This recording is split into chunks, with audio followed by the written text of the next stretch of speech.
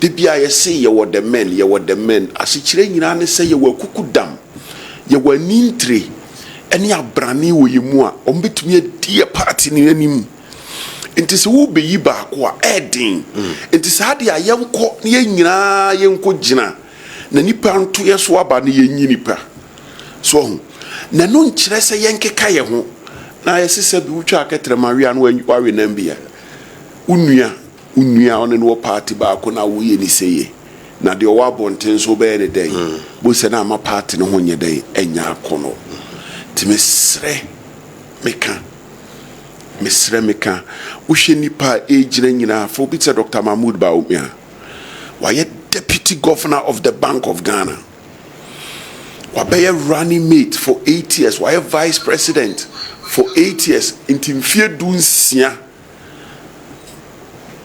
waye kendifo abedi kire nipa wotoso mienu ye kuro ni mu se wo kan se ma kire na se o mabuo ye den eba ho se o mabuo ba ho wo akonwa a wo pese wo tena so no sabi obi a watena so da na wa ben ho no se wo kan ho asemo se o hweye fa no obi te se ye papa Kennedy Japan ono nso obra no wabobi parliament watena ho empre 9 waye chairman Ghana Gas so ho inti ye kan no so de ese hweye ye papa Brian Champon ono nso wadi minister of state babia manyo semu obi di minister bia no ono so timi konanim so fa ye papa Edu Twum so sa fa kwabere Japan former general secretary of our party enti nipa we no a obatu omu asi ho no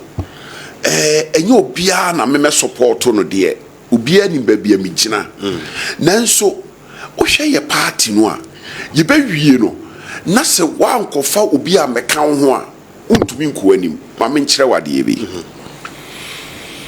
omo ye research ya omo ye opinion polls nyina no nipa dodo a omo di omo opinion polls no enu 20,000 people ebi o 3,000 no omo they are predicting the outcome of the national elections me bwana but o hye yen primaries a ye koya nipa ekoto aba na ye over 200,000. It is a opinion polls and it is almost close to accurate. If it's any panel also sample size no super. Enti so kotwa bani wie na se when to me enya 70%, when to me enya 80%. Na fane te se de enya no na no 60% ya. De beba besie ni se fane se we NPP fo ni pabdua. Enya Ghana fo NPP fo ni pabdua. Na che se ebia emu enan empe wo flag bearer no.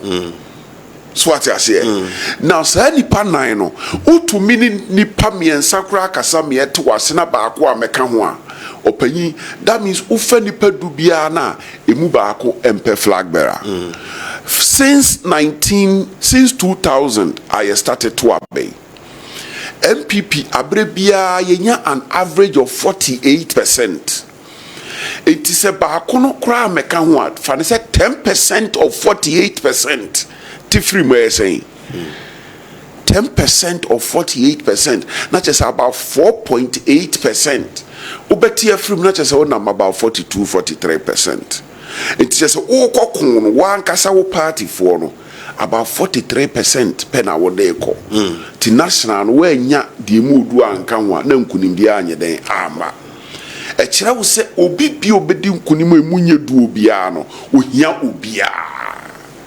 Enunti na ehia se mesre yenhwe ye kase yi wanhwe ya na kasem bia wo kan ye nti na nipa ni di ho yawo so atiase enti yenhwe ye kase yi nti so far no enye bad but kasa ya ye di nipa ni bia chi ye keka eni nipa na bi so eka no ya na intwaye sabi wo be gina bonten abefre unua laya unua woni ne gro na uwia wa be kan che say I'm sorry ana seden but what I say tisre na mesre si yenhwe kasa yi amanyoko no baabia sɛ wo polling station sɛ wo regional sɛ wo constituency sɛ wo national yenhwe ye kasa yi politics enye tan enye otan sɛ wonte baabia megyina woni hɔ a enye otan ense hwe sabi onyankopɔn na bo ade na obo Adam and Eve no be wo Cain and Abel me pa cho mo kro mo te omo ho ase omo ante omo ho ase to ye kristoni a ubon se mentime ho ase no e wo Bible mu eno nkyere se ese ye otan eno nti na Cain okun ni nua nyankopɔn de no me ye den e ba na so e kyerɛ se wonte wo nua ho ase a emo no ho pobone. All right, so ti the mesre party for no we hear contest we na the total the previous one ho 92 96 ba no ho who say we know e mo a hyeche Canadian na go 2007 nipa 17 na nyagro anyway ne 2023 dey who said say say we no social media na abeka ho no na amane emesesa who say 92 93 1996 98 dey no the ne woman ne say na social media ni ho say na radio kra bebre maaye 2000 election and na radio stations na start here den eba na me kai pa sabre no Omampanyi Rollins ma sojafo no ne ade be Google radio stations ni bi even in Kumasi. But when social media na aba ne radio na adoso no na bibia beka bia untimi nka ne kokwa mu biu eno na kwose yehwe na ye mani yehu se esanse sa na yema we nyina wo ntino wo kasa no ahwe wo kasa yi on say politics ne de kasa na ye de kasa se be wo chi obi ade kra wo de kasa di akire ntino kasa no na sese yehwe ni ye kasa no na sese yehwe ni ye ebi no say mo party abato na say sika ye wrem wo no za politics are expensive and also nkyere se sebe yemfuma ade nyina anye sika si betumi afa kwan bi so amana ba fomu a yenhwe ne yenye se wa anye ne se be kakra no unya nipa ombetumi aye omuyem ayi omuyem aye adwuma na ba be ye adwuma no enti de meka no se yenhwe kwan be fa so a se sika sema ebe mu ana bibi no ye betumi ate so. All right, afi yen delve deep na ye hwe candidates na say omo ate agina no se omu nyina se fata se da wo kan yi enso ye den a Paul kan se mo si ni pesi agodie kan etumirika no omu nyina be tumirika de enso ba akopɛ na onya nkunim ebo no ohun se ba bia mu gina yi 2028 election mo amaka say very crucial Omampanyi Mahama enko bio nti mo gidi se mo betimi Ghana we cycle no dey a ene dey mo ka no ehia bi se aba no NDC ba omutwa 8 years na NPP abetwa 8 years ba we mu hunu se Omampanyi Mahama enko bio nti no more advantage se mo betimi asa aba wo hwe sa aba to we a nipa ben na mo gidi se wodi ne koi onu mu na mo ne kwa ebeboa me dear medemani atofom omomo won na obi asefata obi edi animu ankeye nanso ebra mi nyine na me wadamfo bi madamfo no na utwa loto pa na sabre no mo sports loto bi efe ne sports loto eno hwe hu se na wotwe bia no 90 column no omutumi enu enti de no ye ne se 90 column ne duru so a na wapemu no wadi mienu zabro was wadi 10 cedis utwa 10 cedis na wadi na ezene 2400 asesen no wadi de meka we yamana kosie ne se abatuo mu formula bia ni ho so to de bia wo so we betimi awene badon akolusu but ye kroma no formula bi na abeto ho formula no ne se nipa no ko baako na asa de ne ko biwo a utumi di nkunim so what I say de wako baako a wadi nkunim ne yenya nhu bi de wako baako odi nkunim ye Omampanyi President Mahama sabre no te akonya so enti de wakọ baako a wadi nkunim no ye president dada enti broni beka so yisu incumbency and what the winning here but de wakọ a omo makọ nyina no obia no ekọ sohwe baako na ne mpire nu nso wakọ na afa enti se wokae a ye mampanyi John Ajekum Kofo okompire nu ene fae ye mampanyi Professor Mills okomprensa ene fae ye mampanyi John Mahama sa ene ye mampanyi na Nado Danko Akufo-Addo tina me kofa sports loto de ene ye den e bae enti de edipen no eno ne yinim ni obi e ka no a experiment no mo pese ekoye den yekoye na wo hwe politics nso a investment ani pay me ki so untumi nka nkyerɛ me sɛ wo pɛ sɛ ɔde experiment ɛtɔ so mmienu papa Dr. Mamudu Bawumia adeɛ bi asi ama mahu sɛ ɔyɛ kukodufoɔ paa na mɛkyerɛ wo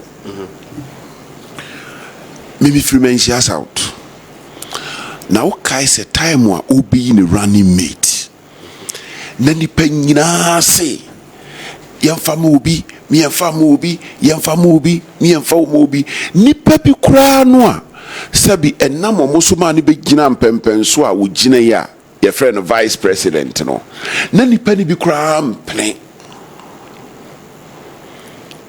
what I say. Nanso otumi di ahoma boniyam e ka se opɛ Dr. Matthew Poku Prempe. Eno maami hu se oye kukodufo. So what I say. Amanyosem nso amamuo no yede akokoduro ana ebeye. O hia nipa o take decision o him. O take decision because o take decision nipa bebre beka bebre yeni say menyeni say yeni say menyeni say okay Professor Mills edrumre bi omo say Rollins kra ne be dictate ama no so okay enti se nipa no da subi ma ohu se oye obi a sebe ono anka setumi gina brane etumi make the decision a no say we obetumi ay leader saade na oyeye no amama hu se papa no oye leader oye kukodufo se wa mani pabia mani pressure se asumasi memfa no emfa napo kofa obi foforo kofa we kofo eni eba se prekese sabokai emma ni tumi dia homa bo ne yem kan se napo na mefa no running mate saade na oyeye no ma me hu se oye kukodufo ankasa what I say, would you imagine say what a Bank of Ghana and your coffee will say Brabeye Nanado Danko Akufo-Addo running meet. Maybe an abusu queue and any pebi a pen a ben or catcher will say men fat Dr. Matthew Poku Prempe. Me patcho one yard when he better papa ye be a day a year war. But one nona Jim who says papa or fanoa a bed day a bebuano. It was my pressure and any pebi manono. Wa masa pressure na anya den and detect ama no e mami hu se papa no Dr. Mamudu Bawumia oye kukodufo ankasa afi o hwe obi a on se amamuo no oye kam obetumi etie obi a nanso wa making a decision a papa na ye ono a etimi de fano na ideas o di gu kwam ebroye running me or vice president enu die bebre wo hwe ni sune ne ban a me gidi se na wo hwe se wo ye de na koya ton dada Ghana ha obi anim Dr. Mamudu Bawumia afi na NDC fo kwa akoyi obi de na bawo na ni panim Dr. Bawumia dada opanyi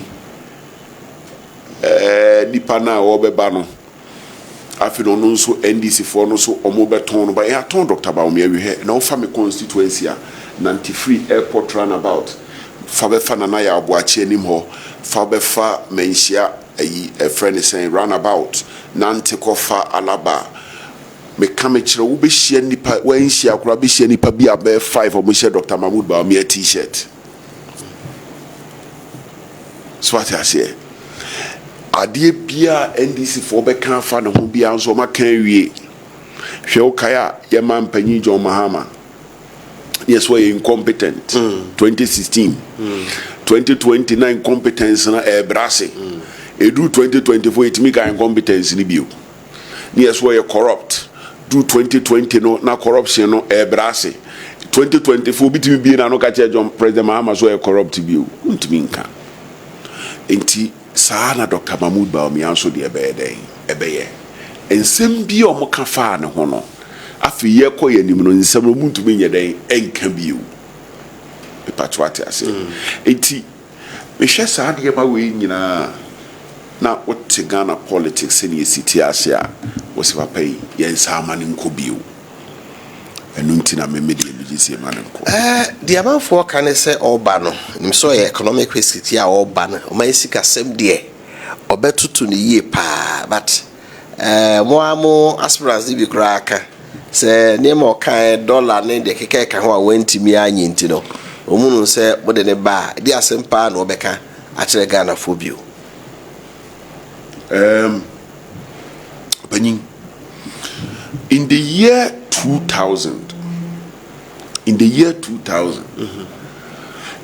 no from 1997 eba Ghana ye dinyi pa to de bia momien kan Ghana abakosem na ye nuanom Gen-Z fo no omuhu sabre no na inflation enenam over 45%.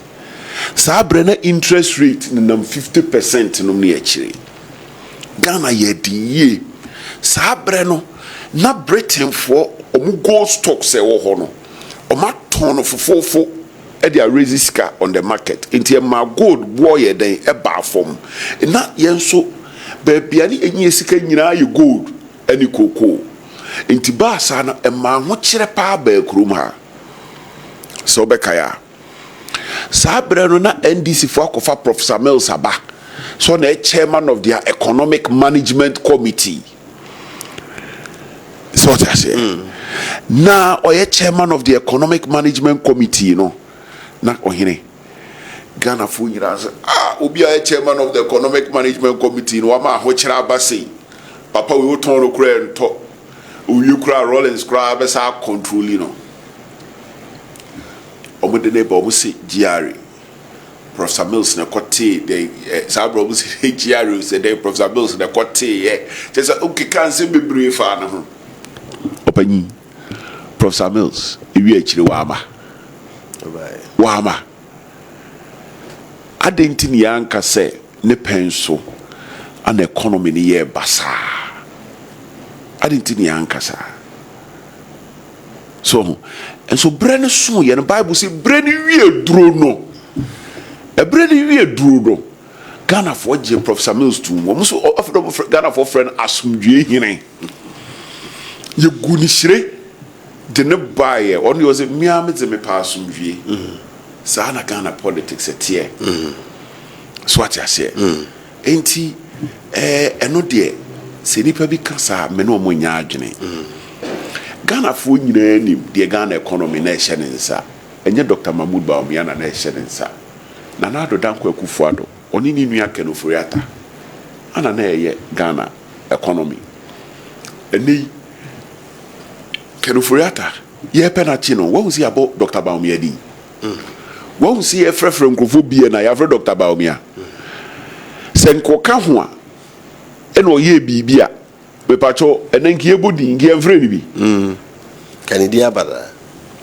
ti asem no ne ka no mesremo musu ye nsem twerofo yen ye amanyofo de obia be ka ma na ye ne de no obeka mo na mo be ye referee for na be bia asem no to no mo de ide mo de ato na mo educate public no fi se nkoma ye die nyina no yen ka hunu se ya na ye nchirima so nti o echino bi be ba be ka se Dr. Mahmoud Bawumia on manage economy na wa ankasa unim se nyo on manage economy so what I say intimisro baby eto dan ye mfanto ba ma opposition na ase muntimi nka na say the mobile de mo chiri mo pa mi hu so the finance minister was in charge hwe eno kra ka ho na me feel say ofane a constitutional review committee a babia asem no to no yentimi fa nkan ye opanyin se tumi wo mampanyin sem no ote akonya so a esan tumi bi wo ne nsem ne niam bi a wo ye otumi ye ni ntino da na nkrofo babia asem no no ntumi ye den enka ana nsem no to da bi so ye fisem ntumi so hata na bonten wo enti aponchireni wu a ana hu ne tenten nti na anu aponchireni wu ye na afi de ye nyina no de da no nipa bi de den eto enti omien ne kano ye nhwe ne ye obia nim se eni ye pe kenofre atai what is obi hwe Dr. Mahmood Bawumia what is obi hwe no no na manage economy na thank you very hwe no thank you very hwe no as I who said the position of vice president no only to me biasa the man penny beka say ye ne yes adia as I said anya biasa that what you are saying pacho say the constitution is hard kire sa pepe de kire the be ma say ye na aye we hear the footprints and near ma ugidi say Dr. Bawumia ye apart from the economy na and unto who say the man ne say ebe edikan anya just niema oyeye aye niem suehu na wanya hwe Ghana amemu no uhia obi a wohunu bi dada tinya fe no oba beye try and error oso mu ano de ade ne yede etrumika ene nipa bi bo president Mahama Abaso but utimi hu se 2016 defeat no ana wasua ho nyansa bi wo wanya ho sua hunu a ene oye niema bi a ama Ghana fo bi so ene yeden eje me ugidi se Dr. Mahmood Bawumia otena akire hwe amamu no se ne esi koye no ene wudi tumi manwa na aka chenzo wa appointing ministers a onim de bema de ade a ministers scroll be den would madu obehwe ansa no appoint obi minister obinya suahunu pa so ate ase ne ohu bi da no oba osomu ano de ama weje osomu ano de ama weje so hu etosu biu uhwe dinbo a yabo no wo hu nipa bi so dinbo a yabo wo mo no oba obe make sure ze emu ni dinbo ne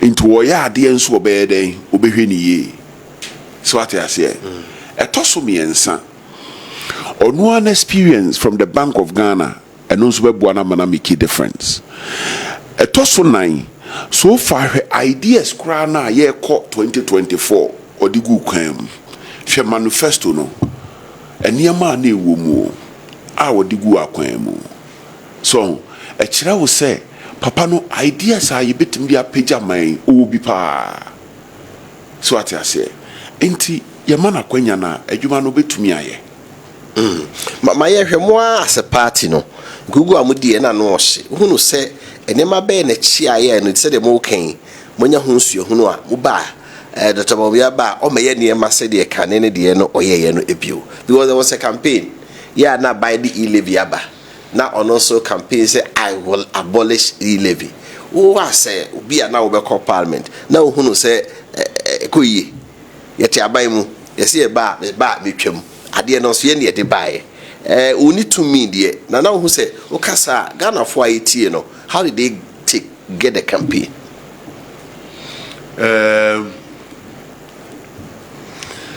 the mechanism edikan aban bia wotena power emfie eko mfie nwotwe na ho ye empanyin se ensuo cheto amu a yihwa nti wankasa wo che no na wo yihwa adentina mekasa so obekasa ukaya 2017 a ye ba aban mu no eniema ne NDC for ye magana for boje wo musu isa bi na ne ye yo na nipa na ya na a refree kakra ewo ho ukaya Dr. Bawumia wase dollar no watu ahye cage mu wache no ahye prison edisafo atum edisafo na ma IGP di ntia na chese economy no na ye manage ni meboa me pa cho ubeka ya kohwe saa bre no 2017 fu obo na ewo fom chain ne baabi ede ewo fom ewo yi meboa eno nso wo ho ubeka ya saa bre no ni akofa na proaba na ibi kura amada se nkwala o matena fie so many years o munya adwuma da sebe ewo mu se aban pekora befa so befa adwuma ma o de nanso yempe baabi mo nkɔhye kakra ansa sabre ne bi ma da o ye do mo kɔhye ho so what I say sabre ye kofa free SHS by Nanado was wo pentem he wants to hit the ground running or kofa free SHS here then by now ye ko 2020 abaya wo di free SHS aba ama na sofie bebre so why na dwene mpo se aban no will come close to losing the elections. Why? Into the chiro nyina ne se de nei nipa bi bo andisifo aba so onom ne ade no ye hu bi pen so ati ase ne foforo e yodo foforo na wie ye ne hia ye sire nyame ade ne ye ma ye nyina ye sire nyame se ne omo ye no omo ye a nipa bo maba so no ebetumi ayeye akosi na wie ye fe se ye ya eye man na petrol ebo fomo a opanyin se ye nyina na etonofo ana ameboa now NPP ye we nyina okay COVID-19 ba ye magana fo nyina free water wo ye ma free electricity ye cheduane e hye jollof ene emo a akokoda so ye cheni nyina ye ma nkrofo glow nose mask share ye ma nkrofo a friend saying hand sanitizer opanyi Nanado danko address Ghana for fellow Ghanaians na Ghana for budget so Nanado adu show boy adu danko adu atebro for fellow Ghanaians no grad kuye ye ni nyina so what I say unfortunately ni ye hu so ye hi ni ma ba ku mi enu bi nti be fa the DDP so DDP fa ni se nipa 800,000 kra na ye affected chimu mienu neka say 50% omo ye NPP for 50% for the NPP a fani say 50% near 400,000 fani say omo bia wo ba emamiensa esa wo kunu ka ho ana ewo yere ka ho na ayese nipa nan meboa wo de multiply by 4 is 1.6 million wo defeat no na wo ho no. There's a tro. We defeat no na wo ho no. Lawyers more can rest ipsa and the thing speaks for itself. Ghana ha ade ba ko ema nipa time o ma panyi Rollins pa be pa cho obekai eye time a o sese sika wo season crofo 50 cities nipa bebre amfa nche no da e bi hye omo de won si omo da dem da o man si omo da dem bio eno na ma nipa ne bebrebe DMPP ye tie ye chi so enti se o koye nhyehyeye enkrofo sika sabi obi wa akọ pension enu no di to nuro nom enu no di to aduane die wodo nsa ekoka saa sika no a die na ebesie saa nipa no onfa nye den enchew na wasa akọ nipa no se yenkonkoto aba emawo pachofu so betie ontie so atiase eti ontumi kan chem say Dr. Mahmoud Baumia DDP Dr. Baumia na cover by enye kan overata so atiase enti mesrew enema bi wo a yento ye bonu yente ase mamu mi enkeka ye ho na me kan nipa pe nyina se fata nanso circumstances ni different fa no bitia papa ken hwe papa yi party wasom party no na ho den ni nimdie ni sika na kukudru odi asom party no so fa no bitia Brian fa no bitia Kwabena Japan but any formula na eda ho a ye de win election no Ghana formula no eda ho exercise se mo pese sesa de na experiment near den ye koye experiment so de me pa cho we investors do say ne be experiment risk takers near kakra bi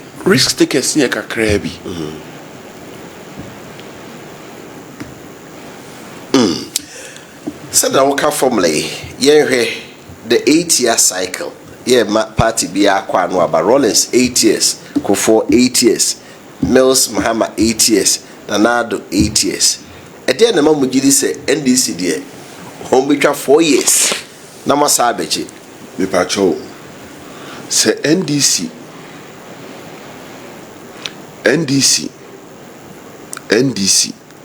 twa 4 years a enye nwanwa fi President Mahama ucha 4 years President Mahama ucha 4 years etosu biu Usha omeyi abakwasemwa aban bia okope second term no came close to losing. You see, there's a difference between the virtual perception of a government and the actual perception of a government.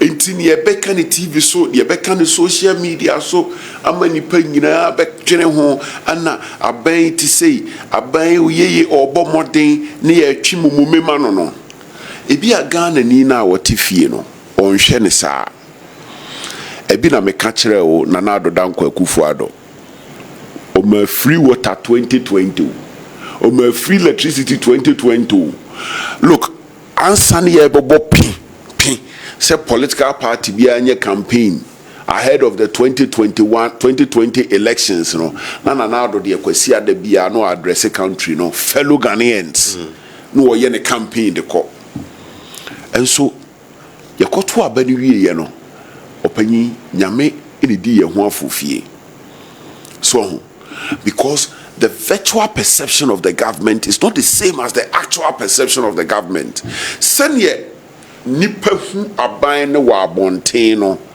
efie entesa so what I say she President Akufo the same in 2024 he almost lost 2024 so obekaya she President Mahama all contested to take on President Mills' second term e ko wie wo court 50.7 so what I say nani nyina no there's always a missing link. The missing link has been that mostly no ya na party ne wo opposition no adwene ye yense Ghana fo be ma ban ni mfie nwotwe enti de sese ye wene ye yede wene power no ye nye den ye nye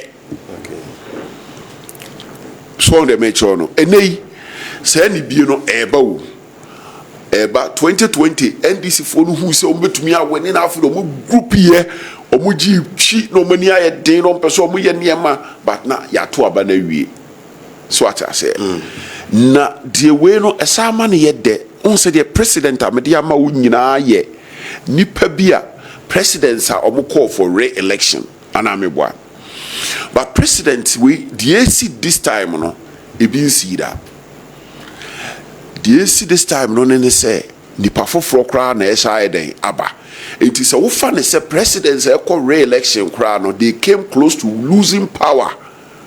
They came very close to losing power. In fact, they won by what Bruni Befriend is a whisker. Now, wait, the all bano crown, the uncle be crada. Ghana for nimno, or munim the bobre, openi, Yamiadum, maybe who's a quino, a beer for 2028. Ninjan say a better to your near me. So what I say. NDC for Bomode, President Mahama na Bomode, the all banner the year who is our way to Bomode, a best springboard. I'm at the Obanage Naso. Openi 2008, na President Akufo, why the be mada. Wouldn't say ye bepa power 2000, no? Answer ye power 2001, no? Na NDC for Vision 2020 be okay. NPP forecast said near me Vision 2020, we can achieve it. Before 2020, yeah, no Vision 2015, Vision 2010. Okay. Okay. by 2008 na nneɛma no bebree no ne yɛ achieve ne introduce free maternal health care, yɛ introduce NHIS free, yɛ NHIS about be replace cash and carry. Look, na wonam abrokyire a me saa brɛ no na me school ni wɔ abrokyire na me law school. Alatafo kura hu wɔ abrokyire am say Ghana ni wo yɛ den wɔ ha, Ghana na yɛ da alatafo nyina ɛkɔ Ghana and yɛ nyina yɛ bu yɛ ketemu a yɛ den yɛ bae. So ati ase. Enti eno kura na president Akufo-Addo aye no Ghana for ama NPP anye den ama because na Ghana for nim Professor Mills. So ati ase no mo nim se waye no ho asomdwie hene me ame de me pa asomdwie enti omo se okay ne emfama Professor Mills na do we need first round just one cross 50% to patcho election effort to nimu one cross. So what I say, enti NDC the omo ye no e be springboard there, but Ghana for beto ama the omo nim no. Fi se Ghana for no, ya na omo mpe experiment o. The Ghanaian society is a very conservative society, extremely conservative. The UK for na titi looking at what campaign said an another kind who be winning no would you say omo makai betimi aka bomuama e big e say we be catch no mokra moka say 2024 no semo a aspirants be kan tia party no enam position for the campaign so that unity ne beba say omu nyina betimi abeta say do oka dot abamie wini a Japan, Brian, Munina Babeta, Chiso, Yan, a can say, Nenso Montomano. And Untinia Shasi and Temno. Yamibua, ye 31st of January. Ye bet 12 by the Bewiro. Namribi Bri Dianim. Emribi Bri Dianim. Ye between the CC, as ye between the CC, a chopa cry a bepa, a crow cry a becro. Then kabum subeba nyamebe boy hwe before 2016 elections na NPP jad dem anarefi they jad dem okaya foko ne kwabre Japan the see party office but ye hu se tumi no ba no ye ja ntokwa no boa ye ho ano kofa tumi no tise tumi ba politicians obi e ja ntokwa tumi no ba ye no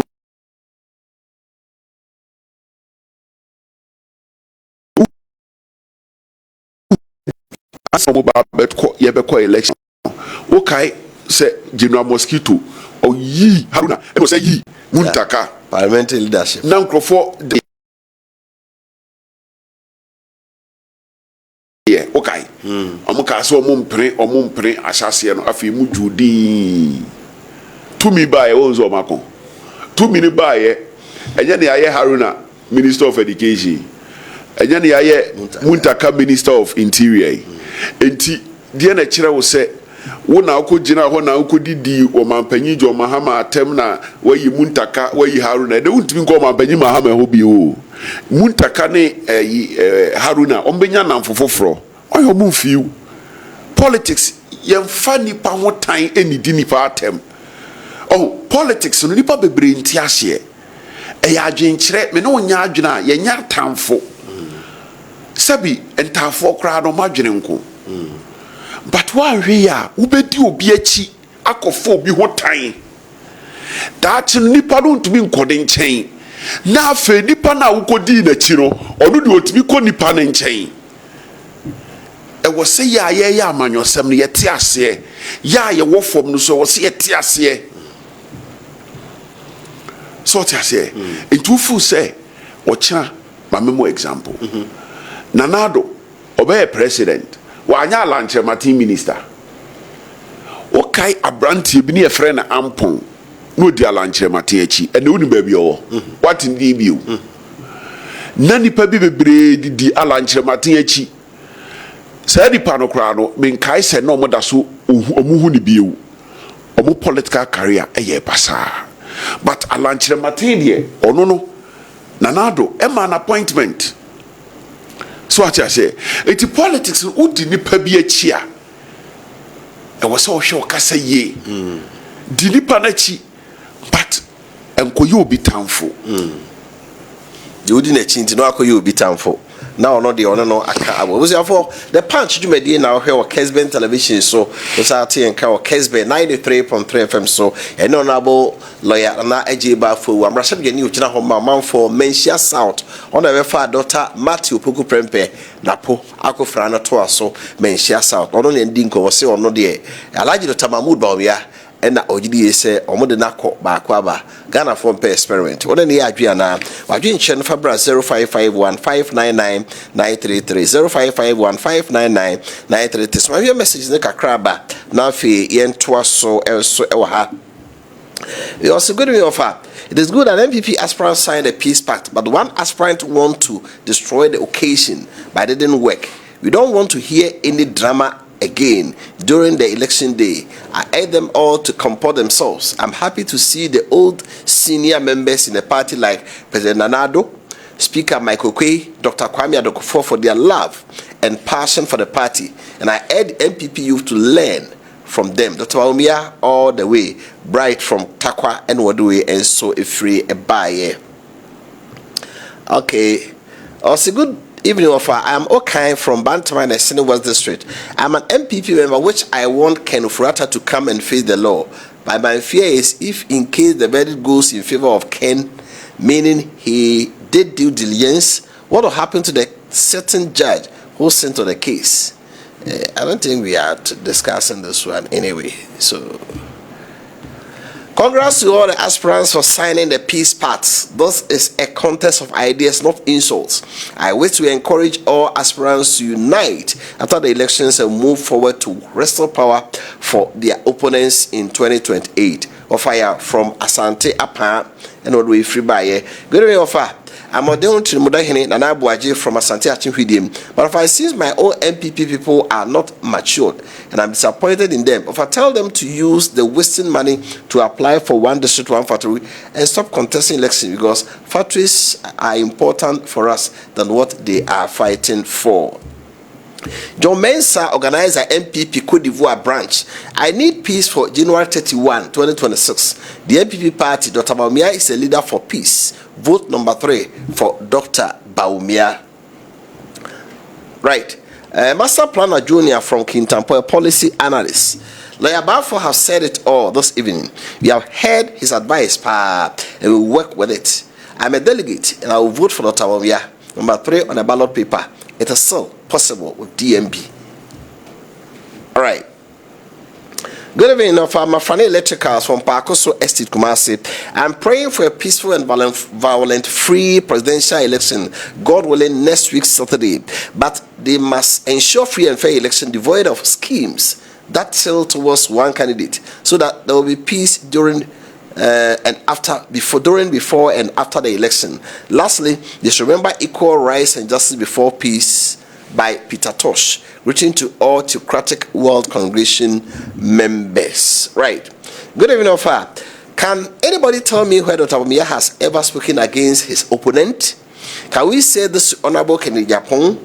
It's time the executive crack the whip and deal with elements in the party whose ambition is to collapse the NPP if they are not elected as flag bearers. Nana Amwako from Ehia, another way by Benji from Fancy Sewa. Greetings to Kunkom. NPP has used the system to favor Bawumia. That is why they didn't start the election from the grassroots level. Golden Boy announcement Ponting. Good evening, Offa. Let me greet. Okay, open Chiabi. The Great Luton Share Party NPP. They are totally confused and desperate due to the hard work of the NDC government.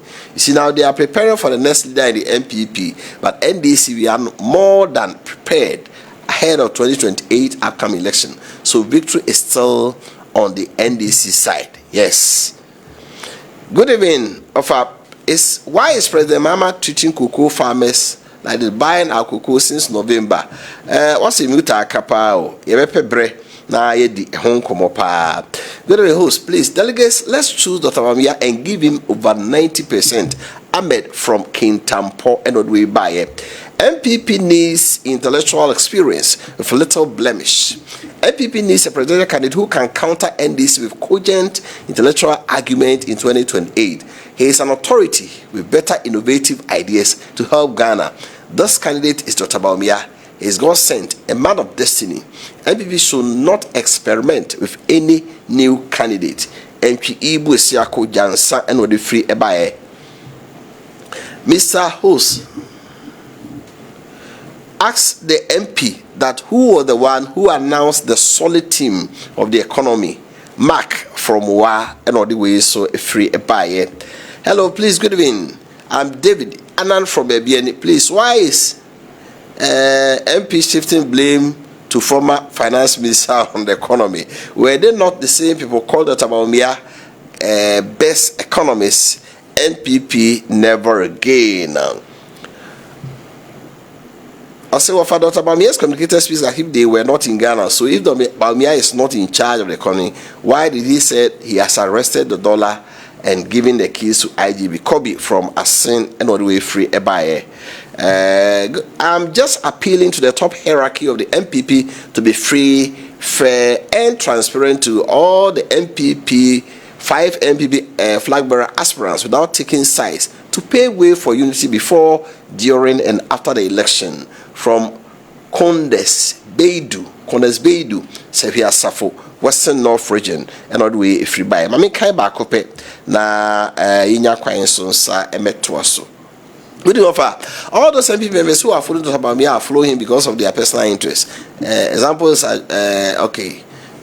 So we will be heading. Just make your point. Keep it short and clean.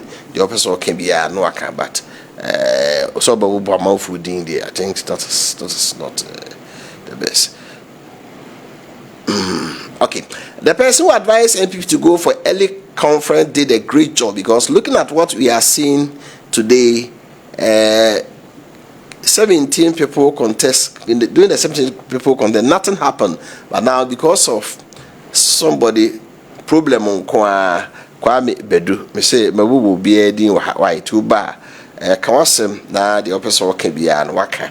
Our professional conduct before, during, and after the 31st January election of our flag bearer should prove that as a party we have learned good lessons and cannot afford to make further mistakes. Long live NPP, long live Ewutu Senior West NPP. Eko di Sosu aka Okoto Rasta or the free Bodyase and Ode Eba. Right. Said the mark and the punch you made and our Kessben television. So was at the our Kessben 93.3 FM. So just about 9 more days to the D-Day for the NPP. And you go so I didn't come on lawyer and Nigeria for MP for Menchia South and I need going to honorable. Yes, sir. Finally, you are sticking your neck out for Dr. Bawumia.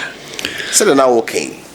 Would you say percentage there pa no benya fi say now kan konya be 60 a 40 na aka no won say we no be kwani mu acha kane no ana sen patcho no de men kan ho asem e wa ha sei aka 9 days me gidi said de ya ye wo mu no obia betumi aye bia oye me mani kire me menchia south de meye wo ho bia ese me ye bia no me ye ne mum de me hwehwe e ye nkabom enkabum okun yachi ehiam chi bibia oh political party we know opani Ghana your political party be friend CPP also have power since 1992 your political party a friend PNC also have power since 1992 sinyamia ye adom na MPP enso yetumi ba power enye say yes ni CPP for ana yes ni PNC for ya dumbi na se betumi akoso a beba power bio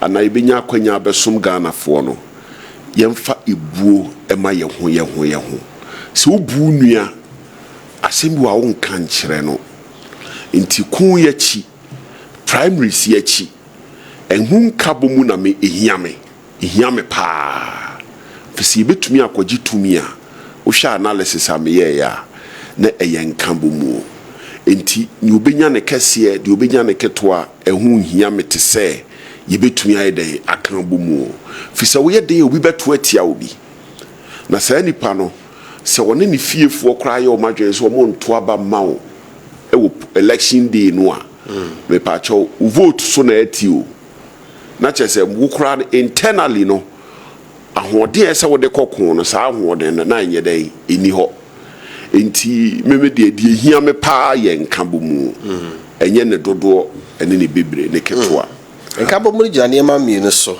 said na wo kan so kaseti a obi a time no so afre na omma ena process amode to aba no abo ne niema hye o mo yina no hu se bibie mu ada ho fan ya do be lose be hu se apa me bi na anye yi so far omo mu gina akono no obi enu a wa complaining about the process ne wa complaining so no me hu se presidential election committee no so etu hu anamo inti so far sabi omo mu gemu no omo se enhihia me na me beka se enhihie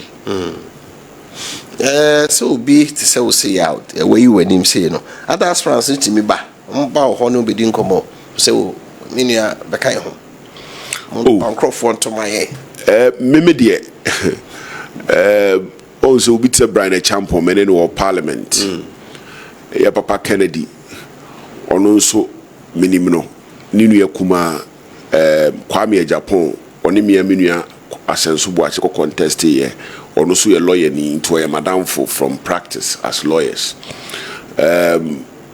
nti minimum bia we dey obi no abedi nkomo nemu me no omo ba obi aba omo nim se manhia south de ene na no me menua panyi kwa Kennedy Japan ba manhia south obeka se wote ye manhia south for wote ase wonim se ba bia yegina no a very difficult place enti nkomo de omo no obedi but obi anim se me de manhia south no edin se mitimi akase me ba bedi asomasia na obenti achi free se Dr. Baumia waye bia maye e o manhia south to say the meka odi ahoma bo ne yam eyi Dr. Matthew Poku Prempe enti nkomo de beba but omo anim se menumi ntumi enna ne machi emma Dr. Mamudu Baumia isan sabi yenso yen wa aguru ne mu binti is your final word on the primacy na yen call other issues manfo tio enkabo musem no bibia yentia ne brebrel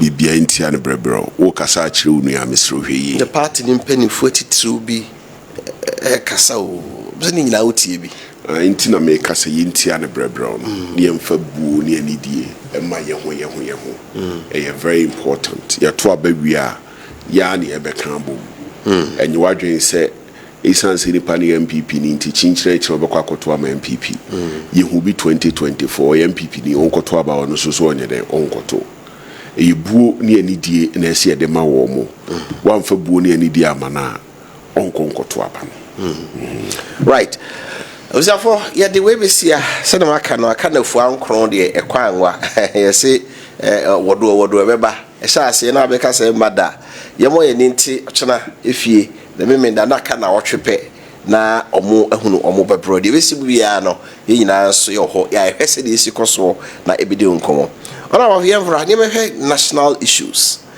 as a lawyer be some do sha say free constitutional review said your boss we are ya behwe aban no so performance so far said we hunu be afia bese ekroni me kai say Professor Mills Abreso ono so te sa committee bi so most Professor Fiadwomo so muntiti Ghana for mtie abaya ya ante bibia bio na ode koye na mabeni mahama so ayi on the report na ba na oboya mane se enche ode white paper ye kire se waje atum onyini nyina antum de opeso ye fa ho bia no beba be ka kire Ghana for na me so anya bre akenkan bi me hu say one make 2-3 comments bi about some provisions bi a omo ehwe ne de also pese ye.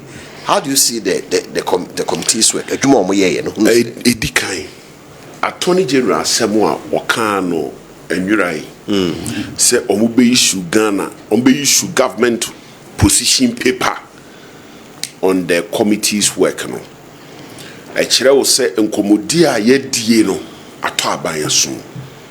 Free say, okay, say Haruna Idrusu. Honorable Haruna Idrusu Babontin bekan say ehun hia say government be issue position paper obekai say civil society for ni NDC for na bi kra kan say ehun hia say government be issue position paper was see the shasi na adwuma ewo ho no ye shasi ne ye but ye bie ya no ba ba mu di nkomo yi ene aban ne so be issue position paper e kire wo se nkomo a ye die no ato aban no so etoso bio ye mu bi kire se report no enema ni bi wo ho a ewo mu a wo de ye adwuma enye ye ana nneema ni bi wo ho nso a wo panyina oda committee na no ense nkamu no de na omo pese omo ka ene de omo ka no wo report no mu no ebabra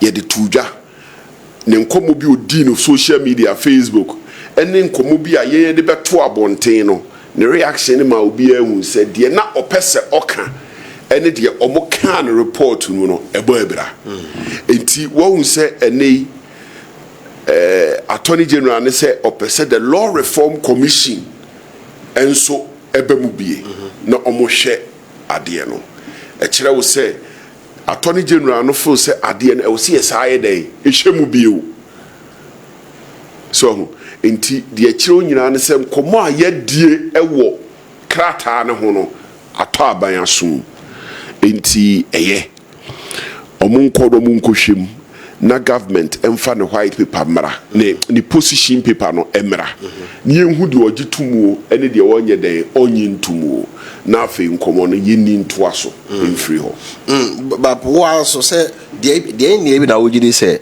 e ho so mama attention koso meme de makami position ne say constitution no eno ne constitution a yetumi de di dwuma wo kurom asei ama na ye adwuma ache 32 years ibinsi da ewo ya bakosemu ofa 1966 by 1969 na constitution ya to agu ofa no 1978 by 79 ne ya to agu so what I say it when the constitution ye de aye adwuma ache ewo mu se eba no na nkrofo se ye constitution no de ama oman panyin Rollins but nukura wo mu susu ne se Rollins no oman panyin Rollins odi ne brewie okoye e che se constitution no eye kese chen no constitution ne bro no so enti ojai amemu no ye den eto ho ekoye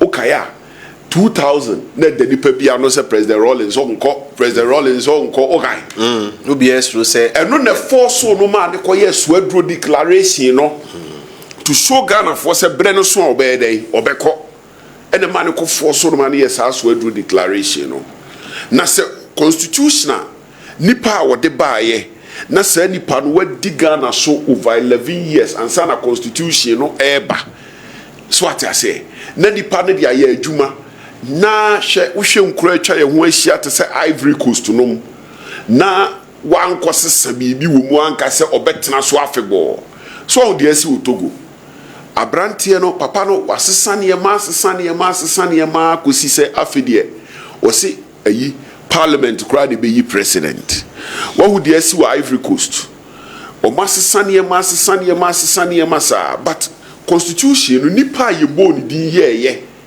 ne breso ne ye no ono no eso ye no otimi gya hokoye o man panyi kofo so bae ono nso o gya hokoye o man panyi Mills nyame to ne nsa frɛ no constitutional first time 2016 a certain president was supervising elections o lusu elections no opanyi Africa hinesi Africa I went to a conference in one of the West Africa countries. Mama can say me.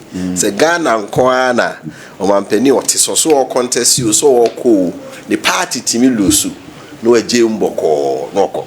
Na sa constitution we open we the wholesale amendment. Constitution we the wholesale amendment. A chair say constitution no enya constitution say your wholesale amendment. What I say? Ye no wholesale amendment because aye adwuma 2008 NPP say you lose by 23,000 votes alata for no more say Ghana pa. What me lose 23,000 votes so walk. So I say. It's a chance say constitution no e wo mu say ye borrow o man penny rollins din ye de ye. E wo mu say o man penny rollins breso ne ye. But constitution et me survive your mu nyina. Entinya constitution a ye wholesale amendment. So I say. E to so bi o. Yes, I can say the other acts no. E wa na pick art bi ne ya amend no. Baby a 32 years ni ye nya problems no. Near identify. For instance, Ghana for so omumpe sa es gracias no. 4 years be Ghana for complaining. Enti anu say e was here ka ho asem. Square faso appointee judges. Quite faso ye judges. Yenim say eno so abeye problem in the last 32 years. So what I say. Quite for me say ade ba kwa menim say e koso galamsey pa ye constitutional provisional.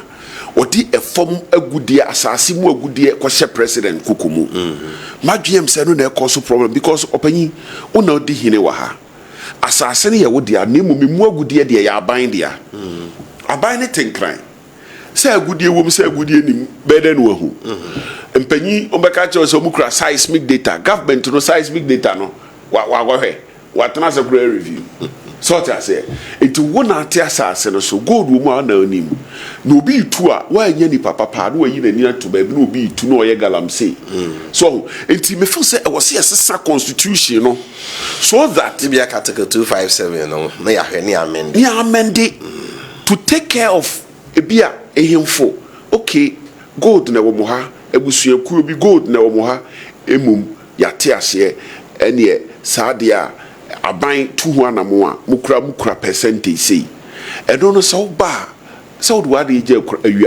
ejamo a onam jaw ejamo a onwe anamebo a oba na bibia sia ho na wukobisa no na afi woni nipa wukobisa no I think that provision of the constitution must be looked at again. So for the district assembly elections you started in 1989 na nipa enthusiasm was soro a chire nipa hu za ade no kra na aye kwankagya hwinim ana afi woto abakra nipa anya den enko na no aye ba ye ne yesi pese ye elect DC NDC for say there be omo makwan e bi abra so se be sa aye den ahwe ni bio I think so omo no any partisan way na no monte ase sa e bi abra so se be sa aye den ahwe ni bio so ati ase enti yen to ye bo and emma ye problem no mama me yem fa yensa nyeden enka constitution no emranimfu describe on say a living organism it is nipadua on say nipadua no on say to the bia we koye transplanter body need to be rejected no it is so be koye liver transplant body na dey are rejected no sana constitutional provision one hwe ya constitution bit me a reject part of it. It's a crisis bia Kenya omunya crisis no mo change your whole constitution. So what I say by ye na aye adwuma aye ye de aye adwuma mana ye den aye ye ti ade na wo ko tamper with it. Ti be a problem wo no ya address it. Ne mo mi enko say wo hwe ne proposal omode aba even the entrenched provisions of the constitution or they are proposing to change about 40 of them about 40 of the entrenched provisions of the constitution now what referendum opanyi 40 ni nyina be wo paper so krata so na memem nana akua so a ono te udumase anaso wote mikuru machiase na ka che ne se onkonkoto referendum na 40 items they will be passed open you better asempo no ato aba no edo na kire wo se edo na mahu se constitution no se wo kwasesemu a yenye wholesale amendment ye to yebo because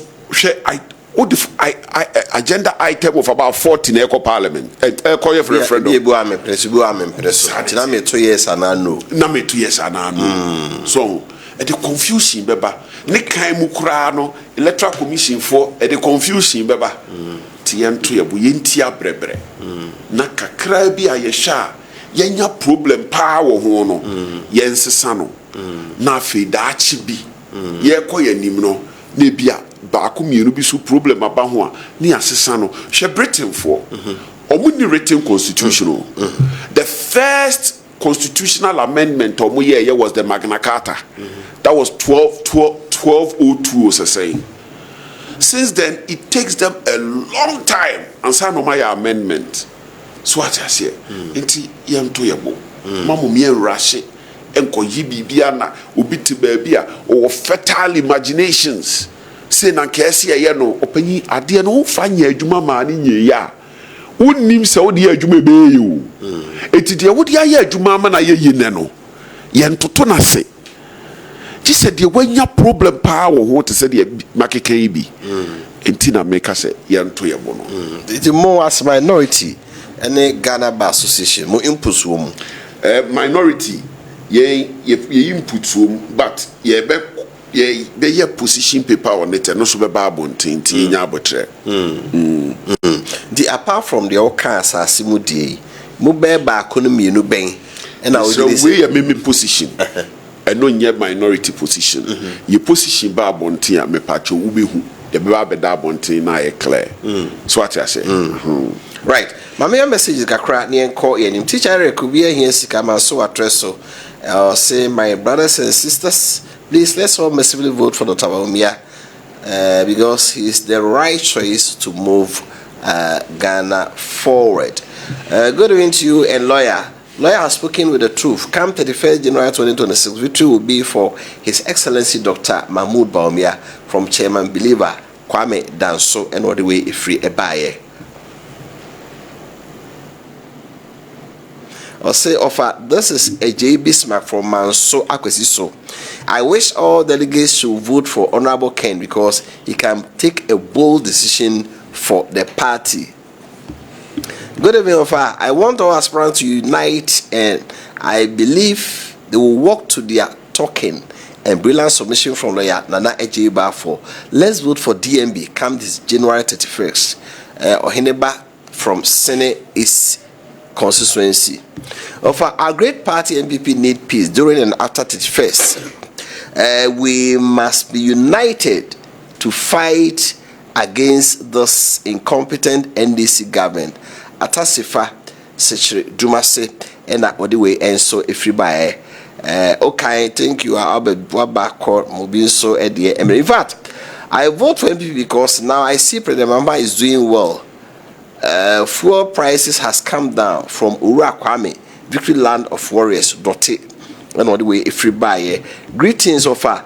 Please ask the lawyer in your studio why did Dr. Bawumia say in the first term in power that he has arrested the dollar and given the keys to the IGP while he was not the one managing the economy. Teacher Asante of Wasasa in Wasa, Amenfi East District, and all the way if you buy Dr. Bawumia is the best candidate for 2028. Let's vote massively for him. Moses from Ebrim Noyim, also Edie Enono. Vote for Ken, vote for power. Spain Boga Accra, and what we free buy. Okay, greetings, offer. Greetings, lawyer. In fact, lawyer, you do all. Dr. Bawumia all the way. Still, it's as possible. Good day. God day, we day. Reku from Achimda, and so Edie Enono. Let's concentrate on the youth. Anyone who propagates that is already a winner. Those are the shortfalls of the NPP party, neglecting the youth. Okay. Good evening, Afagofi. Please, you ask previous candidates rep that when their candidates lose, will he be able to support the winner? Please, why don't you ask him when Dr. Bawumia loses? Will he support Ken? Nana Pia Jakubu Nana Mitwe Busano. We have Busana my wife. From Almighty Crocodile inside Asante Achem Agogo. Please, good evening to you all. MPP first, as His Excellency Nanado has said, Bawumia is winning and you must rally behind him for victory 2028. And also there, Yawade Ebaye and so on. I see you are loud and clear at Adamsu from Ofa Teria Ketche. Ofa Ida say Muti and why. Okay, good evening. Credit to Honorable for cracking the nut. Unity is a must. Still, is she? Okay. Okay, right. I think I've read this one. Okay, I said, good evening. As NPP members, we want to hear positive and uplifting language, not insult. If we can't support and energize ourselves, then what's the point of campaigning in 2028? Let's focus on unity and constructive dialogue. By Abacha from Kransa. This is the kind of language that we as NPP members want to hear, not the insult. If we quench our own fire, then there is no need to even campaign during 2028. And also at the end, I don't know. As a good evening, say any attempt to rig this election will destroy Ghana because we need a strong opposition. Martin Luther King from Jirapa and also anyway free a buyer. Say hi, good evening, please. DMB is the best man for Ghana from Bolo. Kwejo Daniel, Senior West District, Kwame Dance. So, keep your messages coming. Banda Sebru Munkwadi Bekain. Lawyer, I'll be say, said about for when Musom says, so, candidate Lusua, the baby no better than you must be. Hey, what any? Na me MPP ni na menshia South for si asuma me. Na so bi obi foforo we ni na menshia South for se lawyer ne nya adwuma. Me won ho asem ka. Me also for me sumba bia menshia South for be ka chem se me sumbia. Se ye na menshia South for ka chem so mu gina ba bi foforo lawyer nka me gina ba bi foforo. Timi de menshia South for na me sumo mo. Enti de meye se party ni be ba power and dey hear me menshia South for no omo opposition omo mpetena o. Ko mo pese na leader so opposition tranye de ko. Abi say o fra wadanfo a won fa. Omo pese omo kwan nyina omo pese ye school dan e wo ho aye dada omo pese ye ni nyina afoforo. Emrante ne maba we na me kwa yie. Obi e pa adwuma ye. Obi e pa adwuma ye. Tikura me fa so mbenya adwuma ne hia me. Ntimi mfa me pe enkusi party ne kwan se party ne nkonya adwu enko ma ba mu. Na me manfo ho nkyere me. Da bi menye sa. You there will be a some power. Do that the so ma me awo na o ba no. Right. Like me that say afiye hwe abey ba ye call parliament be say afinie. Nyame ado afebruary mo to abanu ye ya na mo san akọ. So far who abey say oya de efabi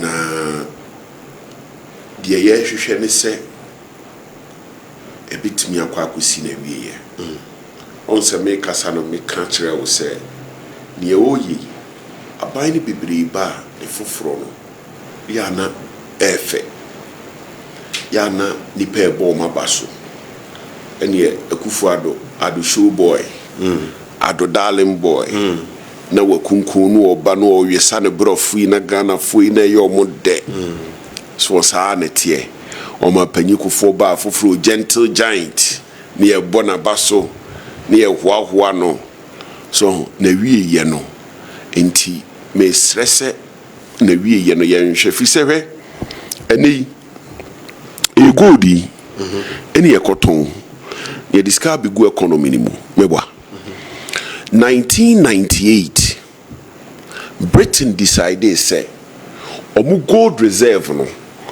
omu jani omu ton bebre ema gold prices drop oye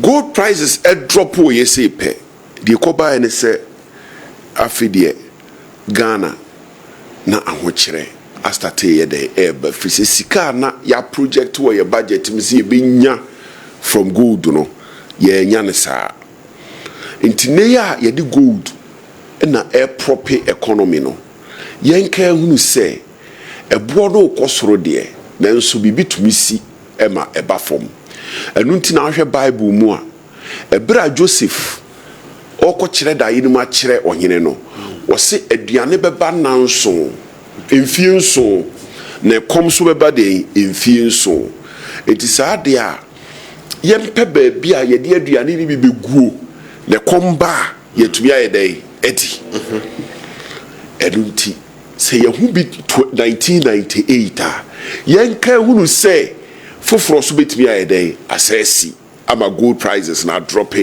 ama sky na yede cushion dollar no yede yenya eba ne sa de ni yebeye e wose ye hyase siesie ye ho ahosiesie ben na aban no ye wose aban ni bibi yede etudwa e ma ye ntwen e ma ne nkoba ansa ye opposition fo nso yensu yenim se bibi se betumi asi no e wose ye hyase ye kire Ghana fo sa akwanya ba ne de tumi hye yensemu a ahosiesie ben ye be ya se bibi sa akoba enya shock bia ebema ahokyere so asaye dey abekurum ha so atiase enti na de me wo kan no. What would you have done differently? Says say gold no mo de anu ate so ampa ama dollar no so agina ne ma bo nkoso sa wo se de pa na wo sen ko mo ya face ya no mo anye me feel say eni ema bi wo ho a mo hye Ghana fo bo sa bo hye no omunni so sebe yen politicians yen kwana ye koyen sohwa ya ye set ye marking scheme ye set ye questions ye set ye marking scheme o question na de o question na o manifesto no o marking scheme and say me ye me manifesto promise we ya na Ghana for mo hu se my dey my ade enti manifesto promise ne bi ne si galamsey yibisia no eni galamsey omunsia no ensuo no se a na sei because omo fo so omo hia gold aton amasika na gina sika na gina akakra na Ghana for refi ensuo na sei no na so sebe onipa nkwa ehia chinska ba omo se nya galamsey gold no moto se ye galamsey gold se nya galamsey gold bro opanyi ensuo no ani asesa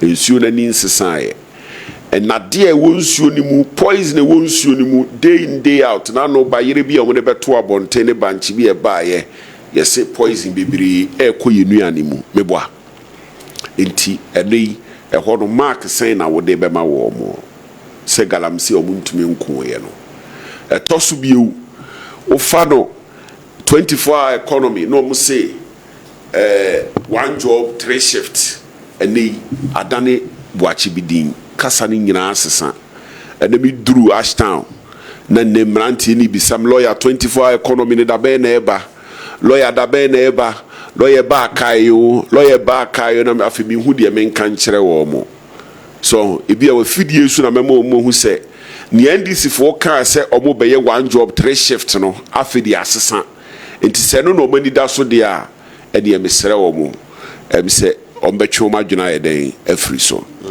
wa unyini se face ya untimi nye bibia sa opanyi o man panyi jo mahama na share sa abo no nim so be dim fie nan the first year budget na 24-hour economy nim second year budget na 24-hour economy nim it is a budget be no the 24-hour economy na be shemu one job 3 shift omuso mo ba ya ye de tonyum omo twa ho nyum twa ho t-shirt so na okaya me no ne enim se nya de NDC form betumi aye oh opanyi so we be 24-hour economy a public budget a public purse no nipa wo be form no public purse betumi atuas omoka na nso sa abre no sebe akwala a wahia ne dofo a odo no wo ka hwe a wontie enko wo be ko no o hyedam ho uko report ma police class ya kidnap no be ka se nyame na me call yi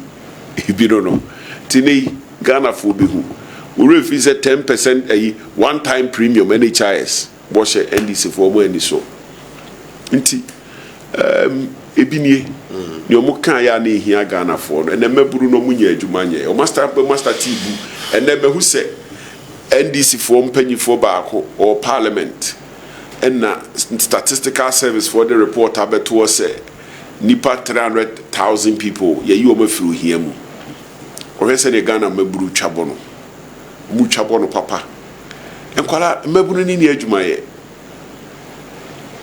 omini adwuma ye 24-hour economy ye de omu hwambo and na me ka kire wo say ye the virtual reality and you what the actual reality. Into Bebuno no to Abama NDC because they need that 24-hour economy. So 2028 on to Abana yede emano. Ye be enu ho no omatimi aye. Ebia de emfa nkanse mo opani. Ebia. Ese bi hye wanu na ato ede ebe. Ebia emfa nkanse. Every area of governance, omampani timi the less than 60 ministers aye adwuma. My president that ministers no e wo soro pa eno hu no say. Se minya ke be pebre pa. Na kamenu wa be yesa de we hu adwuma. Oh yes. Say oh ene won't say even Ashanti region. So Oma appointed deputy ministers, but Oma appointed 2 coordinators for Ashanti region. Omo status be bia to say deputy minister. Na aban be kan che say wa appointed regional minister Oma deputy. Na obe appointed 2 coordinators omo benefits no entitlements na to say deputy ministers. Difference woman is wa converting. Nanka sebe ye be dada wo na ya na da wo de nanka pe de ti ameka kire wo no Ghana fo amemu no e wo sie nya abotre pa na ye kire ni pa bi amemu mu wo na meka se brenim because NDC for nipa omuka so be appoint wo in reality o ma appoint more than that. Openi Unia ni appointed to be presidential advisor on agriculture. Unia Otukono. Dr. Buamo Otukono eden. Advisors o ma appointing kwano every ministers. So what I say advisors no nyina so staffers no ni ade no omo caliber benefits and conditions of service that is a ministers. Enti ada na nipa no man nko ministry now man a specific role now on reporting on the role na eso man fa so magana for adintia so ko ba bi ti say Britain ntina make a chose ye hia bre no opinion say ko Britain for a particular ministry there was secretary of the sector no when your deputy secretary no assign your ministers wo nti bia ministers ye bia be for what the mad gruntia say why nya ni papa man replace you and represent you ministries as government the sie ne say nipa no kwa na civil service servants na wo ho no we gya adwuma na ma wo mo no de onenam entumo so ma pekakra no mo de ama no ti adwuma esese nipa ni die oni so what I say was we sa area we dear a baby here me pa na ye be pet time because we who's a constitutional review for no can be ho me who say civil society for so ya no mo president Mahama Abaso omo ntiga so say nipa ni bebre no opanyi nsem bebre omo kan is because ade bi wo a omo nto omo bo ntiase kwa America Okoba bit America Secretary of State state friend say Secretary of State or under secretary or assistant secretaries obu nyina ko face Senate appointment committee uwia ni amount portfolio ebi a wo in charge of Africa ebi a wo in charge of this we in charge of that na omu working omu deliver. So what I say, but ye no, ye di ohianom ne nsem bi ekeka ne yemabi. Ye di aho kire. Eyesa ema oman entumpon. So what I say, ye problem pa ne say the quality of people are appointed no opanyi ya na to da bia e wo form. Show ma panyi ko for bre so the quality of people they call baby to the finance ministry. So what I say, I was say a quality of appointment na say ye page mu kakra but enye nipa no dodo no na eye problem me pa cho nya botre hwe ba bi ti say Britain udi Google a obehu do say organogram for one sector na ye was secretary of Bia Health no one deputy secretary ho no one minister in charge of ibia public health. No minister in charge of the health for private sector. Oh, different portfolios. Now, yeah, Juma no more reporting on it. But what if Ghana Ministry of Energy and then power, oil and gas, energy green transition. As I say, nipa person mujai petrol ne diesel use. You see a person use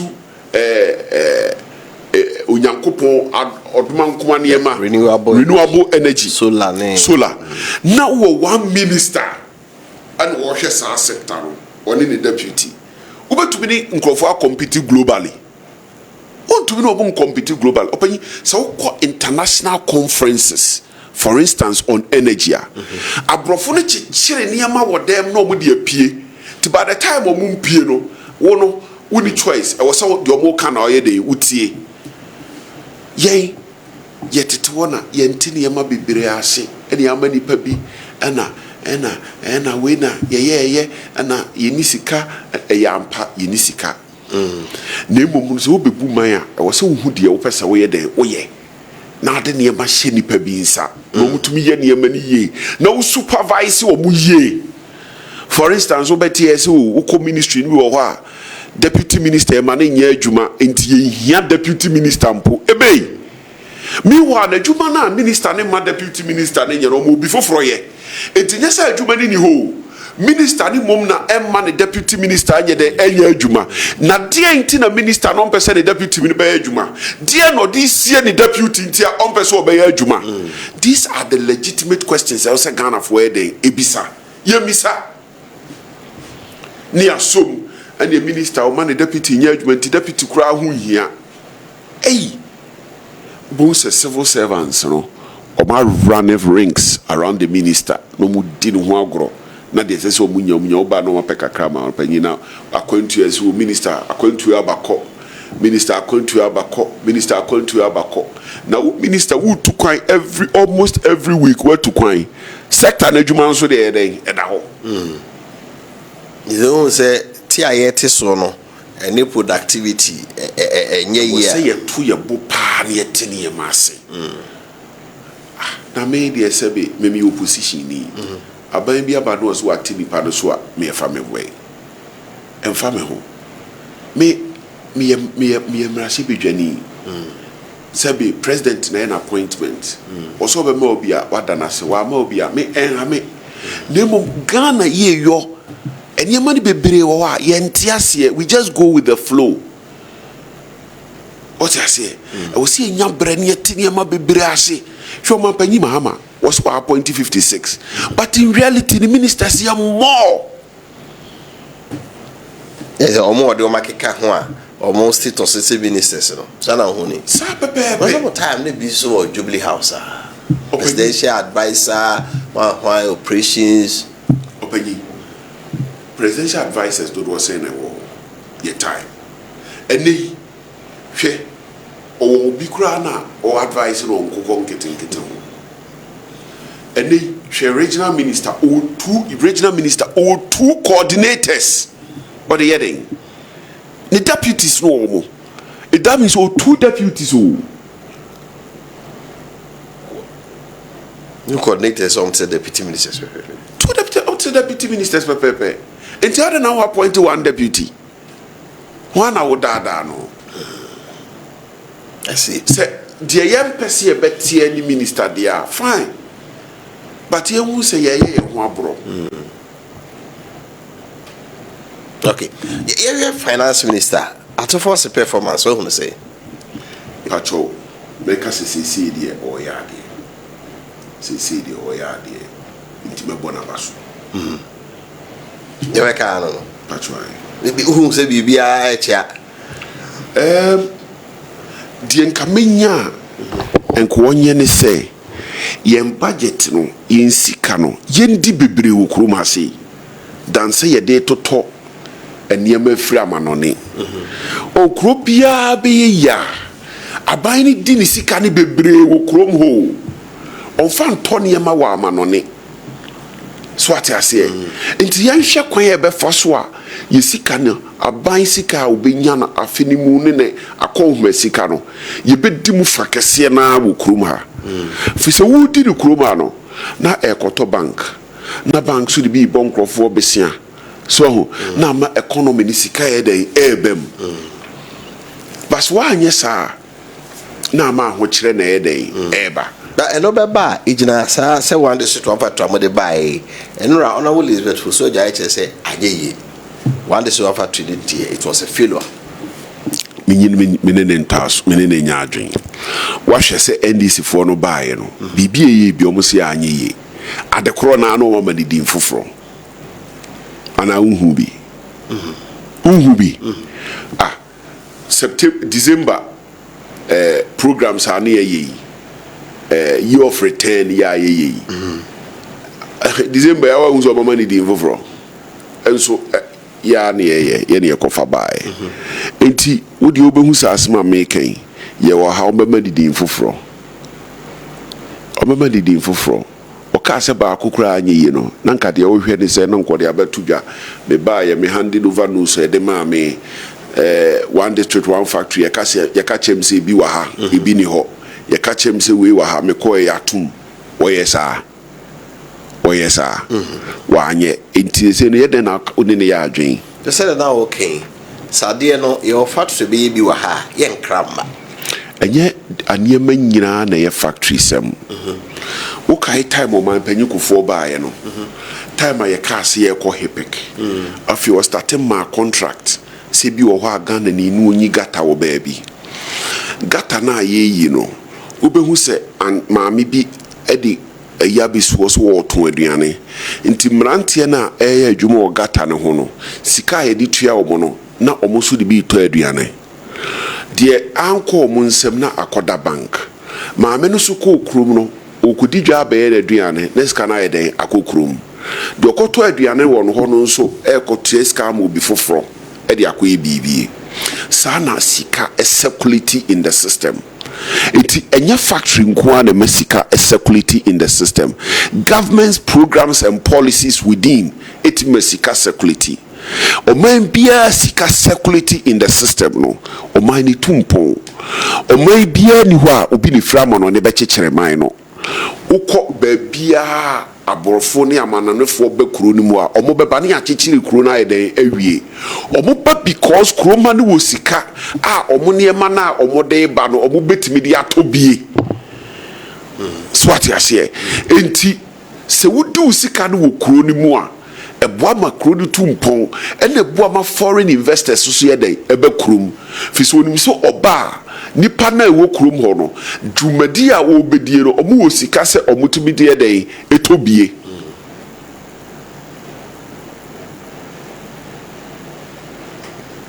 tinye factory nko a enti what would you have done differently say the omo aye omo ye and the omo aye o say eniema na ye ni ade ne kra ne ye kra edi ade e na nka wo akamo be me mfasika 13 billion se me koto planes abasa abre menye sada bia obeche mienu na de aka na wura economy ni mu etoso mienu se me nua ma ye nuanom kuma ye ma ye ofa asefo mu hia pad enye obia na wo fuska obetimi atobi ama no ti sa no be factory bi okrum ha be manufacture pad no fi se ubeye no every year bia no obema pad de be kwa akosie ne se every year bia no o spend over 200 and something million adentina o spend over 200 and something million it will be economy mu fi sa ban no oniema wo ye nyina no in the medium to long term no upese revenue ekosoro. How do you grow your revenue? You grow your revenue in the way that the revenue comes. O hwekwan abefa so abenya more taxes. O hwekwan abefa so abenya more royalties. O hwekwan abefa so abenya more dividends and your loan. So this kind of economy ni mu biwa. And now taxes na ye den ebe kosoro. Fi say bi mu Kessben hey. Se modwuma no guru a aban benya more corporate tax meboa adwuma ni grow na se mo fa nipa bibira pay as you earn no aban benya bibire enti sa enti aban wodu sika evra economy ni mu a apart from say sika bibire beko in circulation woni pansem amanyuma aba no wo aban na nkasa so nya more revenue from internally but say wo ko disika no 13 billion e wo bi man so a nipa na disika no be ma no opanyi oba bitua tax ama obi e nipa ye adwuma na so ye na wokoto plane no omod be ba betua tax amount eti e wo se wo fa kwan a wo sika no bedi more na wa ha so that in the medium to long term no e be generate more revenue ahead amount especially sabre ya ahokere wo ho a wo se wo ye hepic wo IMF program no wo hwe se free IMF program no betumi generate more revenue e he fa na akofa revenue na free se nipas enisika se Kessben adwuma mieye emu mieye se obenya more taxes a skado ko fa free here fa eno na eba ne saa afede na we be introduce more taxes just to take more money from people because why invest sikano in the economy it was a kwen fa so be invest sikano in our economy no na ese ye dey yehwe the parliament me say dey mododo no omde bibi ba Muntumi nka say the impediment 137 no. The issue say ba how do you handle it? Opanyi see e kan to da bi omutie e bi ni lithium agreement. Ye kan ye no mutie o mo redraw ya o masa akofa bi fofora ba no de anwe ne sekrai. Enti e wo mu se o mo numbers no but ye kasa na to asumu a bi wo mutie. Nti mo numbers no mo hu say ye adwuma. Enye disadvantage mai. And now no you debate budget in patches who be. Who the same catch him. Say the speaker or more numbers no more numbers na yet will be anchor. My budget now my kind maybe why they be a needy yati no but I'm more raise those issues. Emma Manfo who said this and this and that. And tear toss woman. Now and no never your numbers no. I said but you see we have your say. But they will also have their way. They will have their say. We have our say, but they will have their way. And Ghanaians will have the final say. It's a yeka neto Ghana for asum. Nasa wusi wuntie wo numbers ninti dia open na obeya. Dia beba ne se edru abato Ghana for beto atia wo. Right. I say good evening, Ofa. You heard him say we should chop our money more as they eat our own in 8 years ago. Yes, I know, Pacho. The Pacho. Osisika na yemfa enye adwuma wa ha. Na ye toy niema wa. Na ko kasi yeni ne wa ha. De opeso kire no. Ye me Pacho nyina ne se. Ye sika no budget no. Sika na aban kase wo de bedi dwuma afe no. Se sika no yemfa nya adwuma wo Ghana ha si. Dan say ye be ko amanone se ye de kototo niema te se aeroplanes no te se pad no yemfa yen spend this kind more e wo kuruma say na mfa grow economy no sana me pa kire. Right, but we have a couple of messages now for yemfa emma me wrap up. Okay, as you say your constituency wants job, why don't you support the candidate who says he will give you jobs? Okay. Good evening, Ofa. The elephant is big, so anyone who will win is winning for NPP. Still, Kukrudu. Teacher Kujo from Tepa Enyenesuso. Dr. Bamia has demonstrated his service abilities to the NPP and all Ghanaians. There's no other name among all those seeking to lead the NPP that has achieved anything for the NPP and the people of Ghana and other than Bawumia. It's as simple as that. I know that Bawumia has achieved for Ghana, but I am unsure what Ken Ejapon has achieved for Ghana. He may have achieved for himself, but not for Ghana. Those who are responsible for electing the MP flag bearer must elect Dr. Bawumia. Greetings to Chairman Odino Kweku Apia and JFK. Good evening, please. President Mahama don't want to pay cocoa farmers. He wants us to land for Galamsey. Nana Kofi Nkoko Cocoa farmers day. I will encourage Ken Ofuriatta not to come to Ghana. If not, his bail condition will be that he should bring the garment of Jesus Christ and Judas as a surety. OPK Akrokre goes. All right. Yeah, they say, final word. Can they crowd with me, Musao? NPP 4 and Kabumu and Kabumu and Kabumu and Kabumu ni yengina yenhwehwe na Kabumu ne beba yenhwe kasayi eno ana medi jamu. Right. Therefore, Hanya de Jumedi and so is see and anyway, what honorable lawyer Nana Eji Bafu, or Yamasha Jenny, I'm a man for year war, Mensia South, Abaton Pesuaso, or no Indian Confa Primaries, and a peace pact almost sayeno, or say, and Kabumu and Omuhia, or no Sujinaho, Emma Dr. Baumia, say, or no, or her permutation, or no one or some the court 2020 Nimum, party Hian Kabumu. Say ba kwachita for a fakra ma metubia e be ma percentage on betim de hwini no e be yeden all aspirants wo nyina de nkabo mu sei e kwa benim se wo me wi asodwem na yahwe ewie we a we si ya ka hu se NDC for so de e nam kwa mu a e bad dendende ana lawyer o mo ka bi nchiro parliament se o mo de ba o mo de say jad dem dadaw so ei no mo party a ese dun kete eje de party wo hwe sana party ne dia wo hwe yo ese dun kete as president Mahama fo aban se misu kura party ni mo no nam no obo ntoa and na no ba Ashanti region oba ye mehu si abo manhia South NDC 4 yes wo mo de o mabre pa na ka say NDC 4 manhia South 4 abre ma ante ase ese bisa binu Akofi boja de NDC 4 a e wa e wo manhia South abre menti ase ese bisa binu ano na a friend is saying ma constituency by constituency omo be chia general mosquito just say the party na ahye ne kukumu sei ano se president Muhammad Trankan no ni president and ya sha se ana unim na on say papa bia na oyeki fit e wo Trasako chief of staff se kifit wo jayo na minim se kifit no na oye ne nansa pa okay set time no so that kifit na ta nti kifit no denjira no ye kifit afa kifit wo jai mintu so ma panyi na atia ne se cratch jai kifit no over time no so also the NPP before we on primaries here and also I started okay oh omo dey started that is informal